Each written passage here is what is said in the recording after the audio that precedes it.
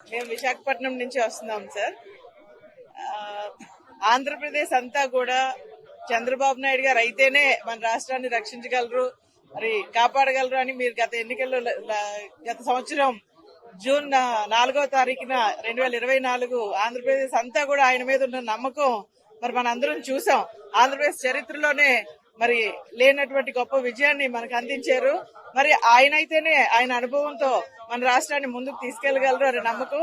మరి ఆ నమ్మకాన్ని ఖచ్చితంగా మనందరం కూడా ఆయన మీద ఉంచితే 2047 కల్లా మన స్వర్ణ ఆంధ్రప్రదేశ్ గా ఆయన చేస్తారని మరి నిజంగా కార్యకర్తలందరూ కూడా ఎంతో ఉత్సాహంగా కడపలో పాల్గొనడం నిజంగా చాలా సంతోషంగా ఉంది. ఇది ప్రతిష్టాత్మకంగా కార్యకర్తలందరూ కూడా సొంత పసుపు పండుగ ఖచ్చితంగా మన పార్టీ అందరూ కూడా కలిసి పనిచేయాలని చెప్పి తెలియజేయడానికి అందరూ కూడా కలిసికట్టుగా వచ్చారు సార్.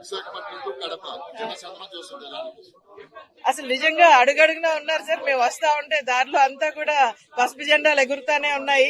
ఇది కడపలో పండగలా లేదు, ఆంధ్రప్రదేశ్ అంతా కూడా పసుపు పండుగ కనిపిస్తానే ఉంది సార్.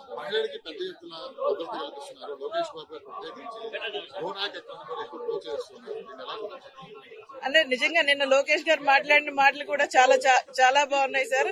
అంటే నిన్న మీటింగ్ లో మహానాడులో మహిళలందరికీ కూడా ఆయన ఖచ్చితంగా ప్రాధాన్యత ఇస్తామని చెప్తా ఉన్నారు. నిజంగా మన మహిళలకి ఆస్తి హక్కు కల్పించిందే మన తెలుగుదేశం పార్టీ. మహిళలకి ఆ ప్రముఖమైన స్థానం కల్పిస్తుందని నమ్మకం అయితే మహిళలందరికీ ఉంది సార్.